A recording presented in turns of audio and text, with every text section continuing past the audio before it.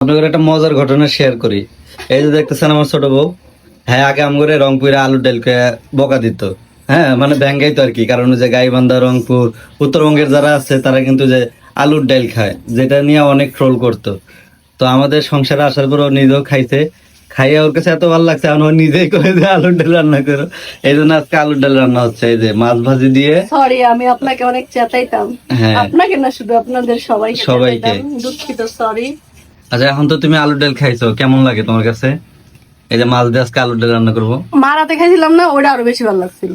ওরাতে তো মজা হয়, তবে মা রাতের হ্যাঁ তো আরো মানে কি স্পেশাল। হুম, হ্যাঁ তো সবসময় রান্না করে রান্না অভ্যাস। করে।